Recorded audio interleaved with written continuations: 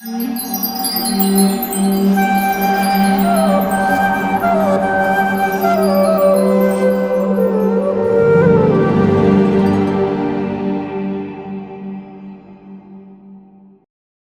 Krishna. My name is Jesse Treuu. I'm from Nashville, Tennessee, United States. And I've been practicing Krishna Consciousness for around 10 years.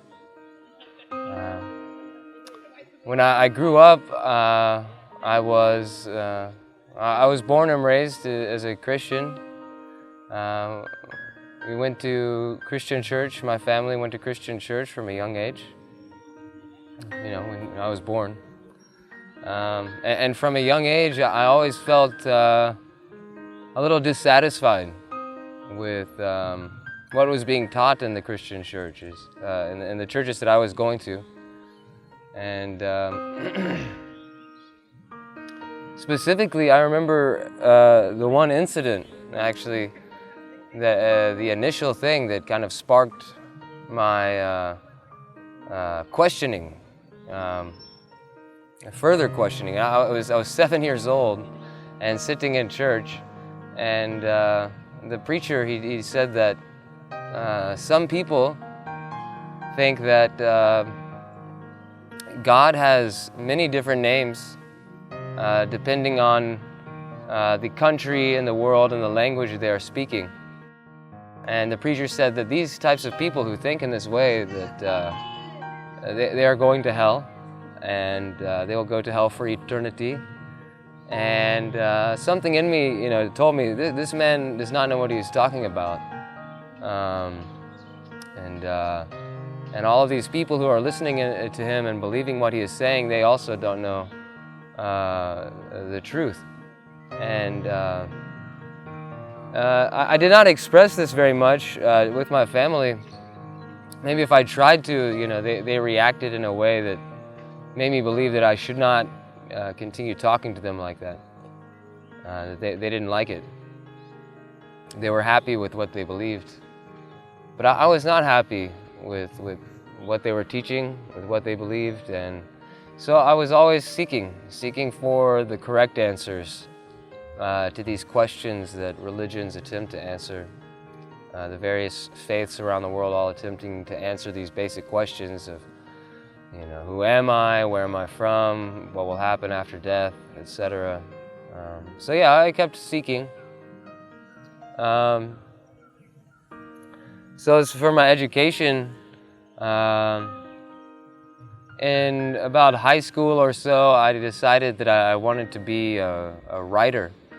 And I wanted to write novels, and so that's what I went to college for. I went to a school at MTSU. It's a cheap university in Middle Tennessee, and I studied English language literature, a focus on writing, and I was disappointed with the education that I received there, frankly. They didn't teach me much about writing. Mainly they just taught me how to cynically manipulate the system, so to speak. Either way, it was really wanting to write. I felt that this was a nice way to connect to people and to help people. Maybe people who were also seeking like this, to help them know that they're not alone, something like that. Since then, I've kind of abandoned these aspirations, but for various reasons. But mainly, I found that there's better ways to help. There are better ways to help people than simply writing a novel in the typical sense. But yeah, otherwise, I mean, my family life, my upbringing, my family was fairly well-to-do. My parents were pretty successful at what they did, and I never grew up wanting for anything. And the rest of my family members are also quite successful, and many of my friends have gone on to do nice things, materially speaking, earn nice livelihoods, and I was just never satisfied with that path. I was never so satisfied with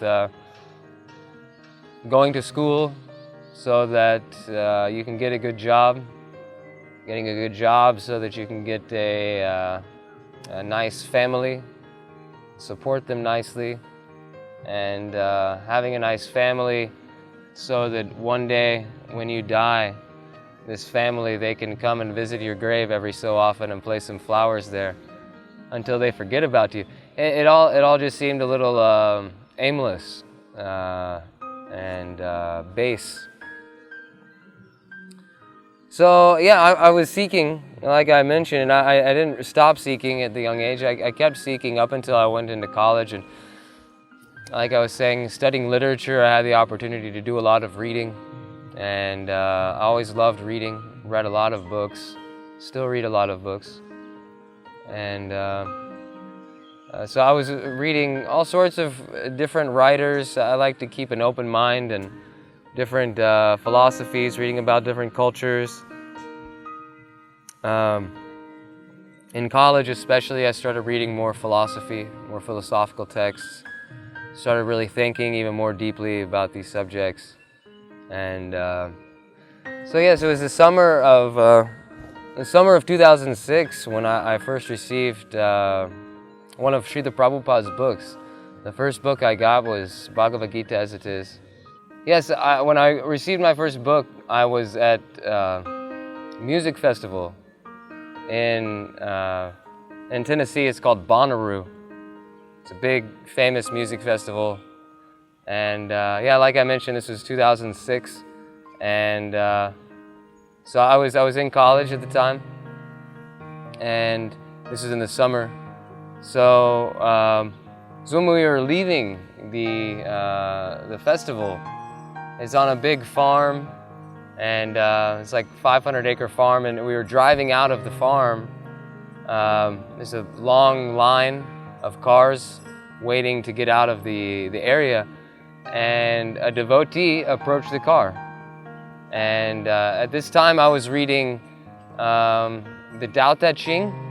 It's this ancient Chinese philosophy. I was really into that in the summer. And so the devotee approached the car and he said, "Hey, I'm accepting donations for this book." And I said, "I'm sorry, I don't have any money. I just spent all of my money at this concert," which is the truth. And I asked him, or he asked me, he said, "Are you into philosophy?" At the time I had like really long hair, kind of, looked like a hippie maybe. And so maybe, that's why he asked me. But I told him, yeah, I'm into philosophy. And he said, "Have you?" I asked him, "Have you heard of the Tao Te Ching before?" He said, No, I haven't heard of this book. But if you like that, then you'll really like this." And he just gave me the Gita. So I took it home, and I remember being really struck in this book, especially just initially by the pictures of Srila Prabhupada. I could see that he was transcendental, and that he consciously was somewhere else. His consciousness was somewhere else other than this material plane of existence. And in the Tao Te Ching, they talk about the sage, or sages, self-realized individuals. And I said, "Oh wow, this man, he's a sage. He's a sage." And so I took the book home and started reading it. And one thing led to another, and I decided to really kind of dive into the book. And this was after maybe 2 months of having it around my apartment. And I would just flip through it every now and then and look at different pages randomly and found a lot of interesting information in there. So yeah, like I said, I eventually just decided to start from the beginning and read through.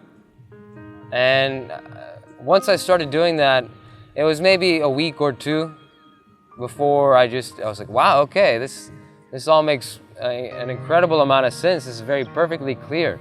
Yeah, so it's maybe 2.5, 3 months after I got the book before I was convinced that, oh wow, I'm an eternal servitor of Krishna. Krishna is the Supreme Personality of Godhead. It didn't take me that much convincing, or it didn't take that much convincing for me. And so yeah, I finished the book within a few months after that, and I was just really amazed, really amazed at how my consciousness felt like it had changed just from reading this book. I had cleaned up my life a good bit. Once I got to the part in the book about only offering vegetarian foodstuffs to Krishna and only taking these things, and I became vegetarian after reading that, and started following some of the other regulative principles, to whatever extent I could at the time. And yeah, I just felt so much better, so much more enlivened. The main thing was just Prabhupada was able to answer some of these huge questions, and answer them in such a precise, clear way. And just from that knowledge alone that Prabhupada has imparted, I consider that gift the greatest gift in my life. When this Prabhu gave me the book, I've been told that it was. I've described this Prabhu to the Prabhu who gave me the book to some other devotees, and they say his name is Nirguna Prabhu, Nirguna Das, and he passed away shortly after I got the book. But all glories to his service. Very nice devotee. And so yes, it was I guess 2 years after this that I came across. I was just still reading the books, and I graduated from college, and I was Googling around for Hare Krishna, and I came across this free e-course from His Grace Sankarshan Das Adhikari called the Ultimate Self-Realization Course. And I said, wow, I started reading some of his writings, and I said, wow, he seems like maybe he's a spiritual master, like it's talking about in Bhagavad-Gita. There's no way that I could have found this spiritual master on Google. But I continued to read his writings. I subscribed to his e-course, and then the next year in 2009, I was still living in Nashville after I graduated, and he traveled through Atlanta to give a lecture. And that's about a 4-hour drive from Nashville, so I drove down to Atlanta to see him give class. He gave 2 classes that day. And I did some service at the temple, saw the classes, took prasadam, and that's when I first had association with the devotees. And that day was a wonderful day there in Atlanta. It was actually Valentine's Day of 2009. And so after that day, I remember I spent the first part of the day there in Atlanta, and then that afternoon drove back to Nashville. And on that drive back, I remember that drive still so clearly. It was I felt for the first time real bliss in Krishna consciousness. That was my first taste of Krishna conscious bliss, and it was wonderful. It was unlike anything I'd ever experienced before. It was very pure, very clean high, and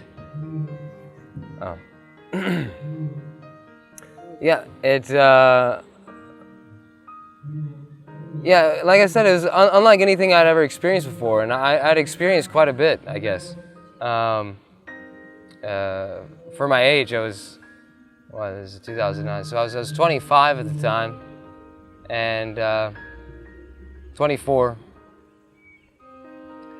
and yeah, I remember thinking, wow, this is it, you know. For the 3 years prior to that, I'd been reading this book, mainly Bhagavad-Gita. I'd read a little bit of some of the other books, but it was mainly Bhagavad-Gita that I had read and thoroughly looked into, thoroughly tried to understand its teachings, and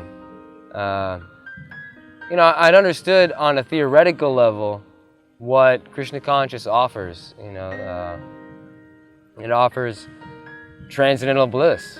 That's what it says. That's what Prabhupada says so many times, that you can experience transcendental bliss through following the teachings. But this is my first practical realization of that. Yeah,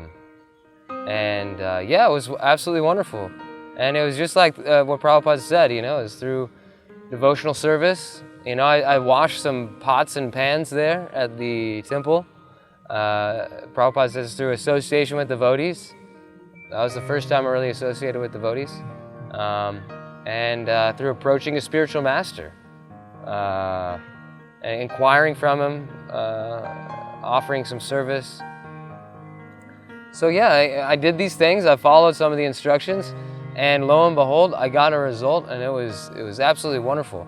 Then I went back home and just kind of went back to work, and didn't have much association with devotees. I still was not fixed up on following the regular principles. And slowly but surely, you know, that high kind of came back down. And I thought, you know, how can I get more of this? You know, I have that taste, and now I want more. You know, I want to dive in deeper. I want to re-attain that state that I had. So I became more serious about it. As far as my family goes, like I mentioned, you know, they're Christian, you know, mainly Christian upbringing that I had, and they were all still, and are still, practicing Christianity. And so when I would talk with them about this new philosophy that I was into, initially they were very, very unfavorable. They tried to talk me out of it in so many ways. You know, even still to this day, if I go to my mother's house or something like this, then she will always offer me, you know, whatever meat they have prepared, you know. They say, oh, you know, we're having chicken tonight, do you want some? I say, Mom, I've been vegetarian for 10 years now. You know, I thought you knew this. But, you know, she will offer anyway. And she says, oh, we're having coffee now. Would you like some coffee? Oh, Mom, you know, us Hare Krishnas, we don't drink, you know, we don't take caffeine. She says, oh, well, it's here if you want some. That's what she will say. But yeah, over the years, they've become more favorable. You know, since then, I guess they've seen kind of a gradual transformation in myself, and they appreciate that. They can see I've given up some of the old bad habits that I had, and they like that. They're still not 100% convinced. That's okay. So in conclusion, yeah, Krishna Consciousness is it's a wonderful process. Everyone should take to it, and make their lives successful. What Prabhupada has given us is the actual goal of human life. Everything else is wasting your time. If you read Prabhupada's books, you can understand this very clearly. It's very simple. Very simple. Even a child can see clearly that what the modern society offers is ultimately worthless. You know, even if you have a nice car, a nice house, these nice material trappings, what is the point? You know, it's a nice house is basically just a nice pre-coffin. You know, it's well, what is the point of a nice car? You know, so that you can drive to your job and sit in a cubicle all day. You know, this is These are really pointless things. It's all temporary. It's all fleeting. The living entity, every living entity desires eternal happiness, and nowhere in this material world is anyone offering this. The only person I've ever, the only teachings I've come across that offer anything that offer this eternal happiness are Prabhupada's teachings. So if you're honest with yourself, you'll admit, yes, we desire eternal happiness, and you shouldn't cheat yourself. You should get that eternal happiness, and just follow Prabhupada's instructions. If I have any advice, is to read Srila Prabhupada's books. Read them very attentively. Read them very carefully. If you don't understand some part, then reread it until you do understand it. Carry a dictionary and look up the words you don't understand. Find a spiritual master that you can trust very sincerely and that you can contact and ask him, about the parts that you don't understand. Ask for clarification. And in this way, come to a more perfect understanding of the philosophy.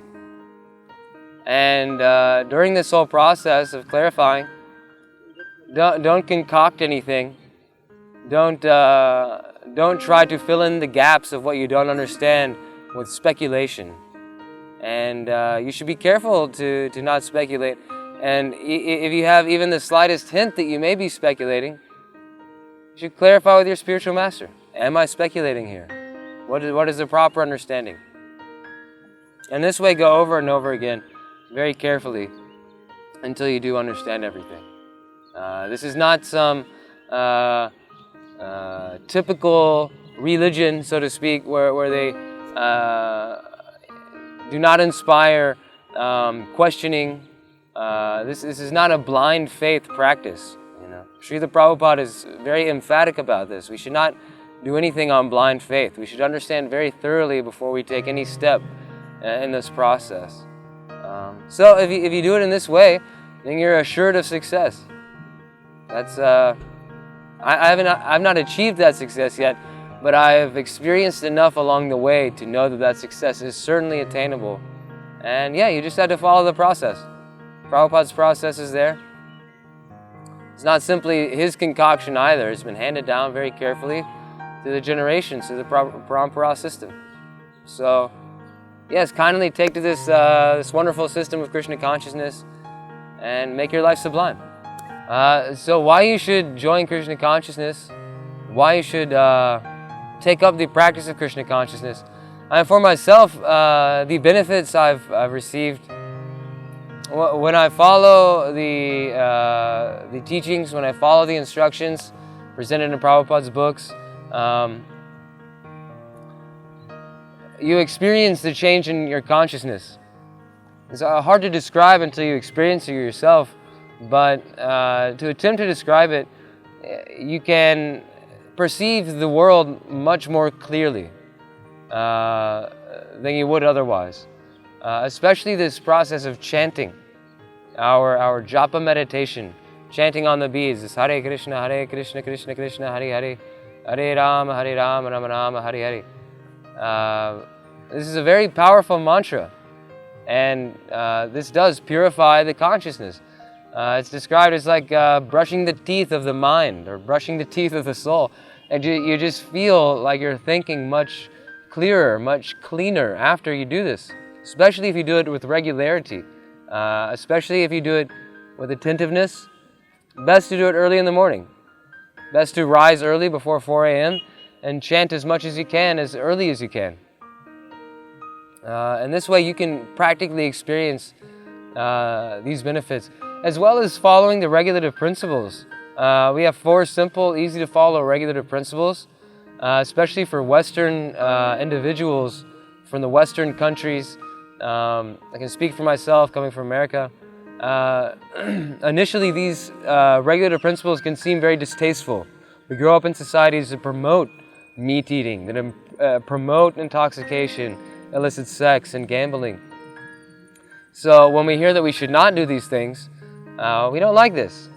But if you will take a little bit of a leap of faith, not blindly, but understand through the philosophy, Prabhupada teaches these things very clearly, why we should do them.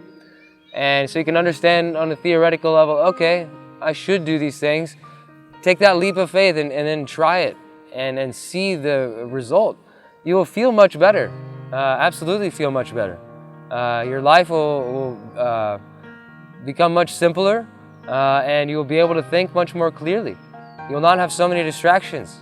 And then you can use a nice human brain to consider the topics that are not available to the animals, such as, what is the purpose of life, and how best to utilize the energy of our free will, and beyond that, how to help all of the other living entities on this planet, and beyond. So it's very beneficial, and not just beneficial for yourself, but it's beneficial for others.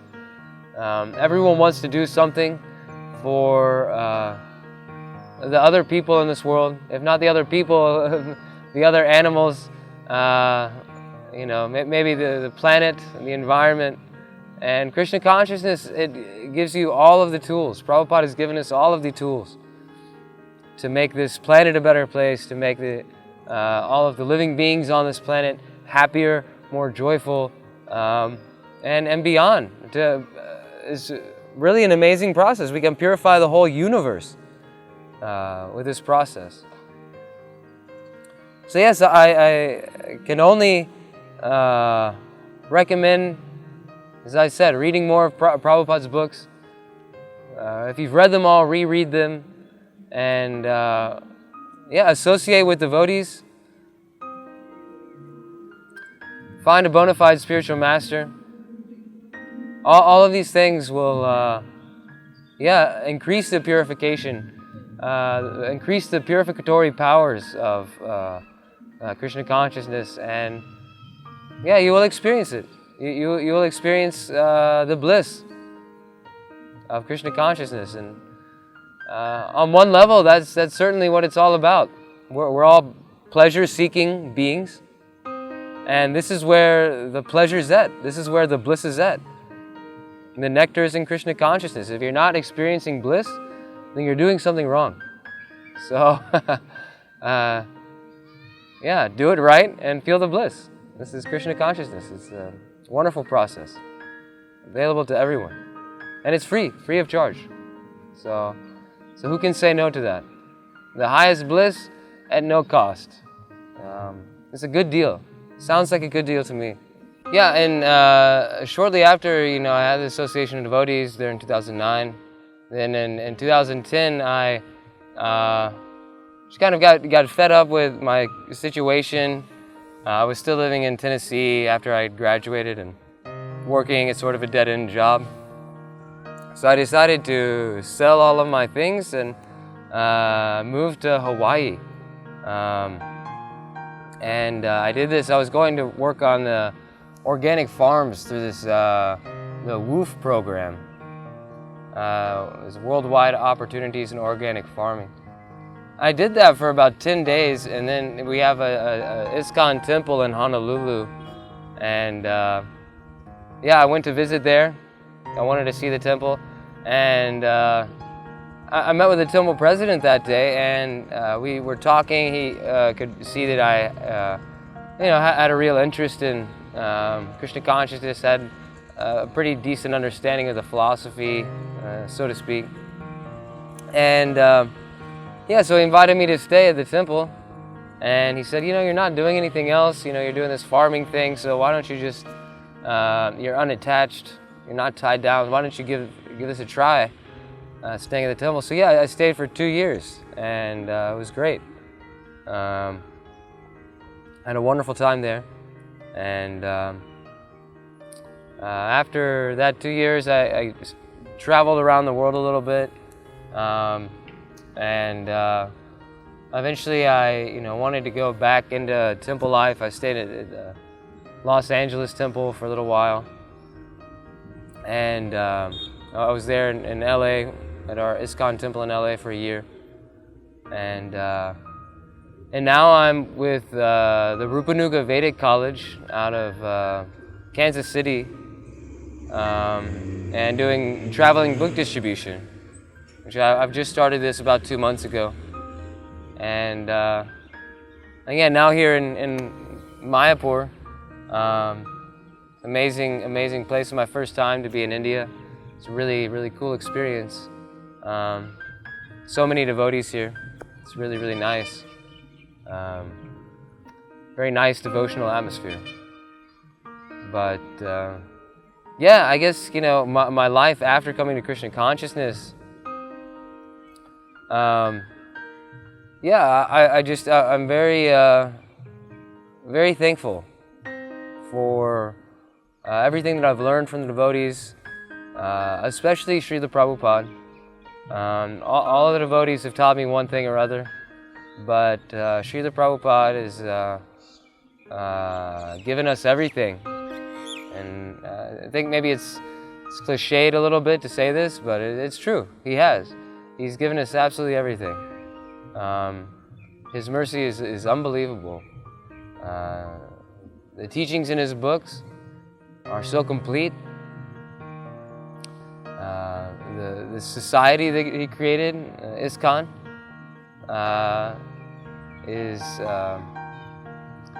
it's not without its problems, but the idea is perfect. And it's up to us as sincere members of the society to make that idea ideal and to perfect Prabhupada's vision of this, or to make his vision, his perfect vision, into reality. And so I'm, humbly trying to do my part in that regard. I'm not doing a perfect job yet, but I'm trying a little bit. And yeah, humbly request, all the devotees to do something too. We all need to chip in and do this together. So, but yes, it's a very real change in consciousness that takes place if one follows the instructions of Prabhupada, follows the instructions of the spiritual master, follows the instructions of the Sastra, of the scriptures. If you put yourself into it, then you'll definitely get something out of it.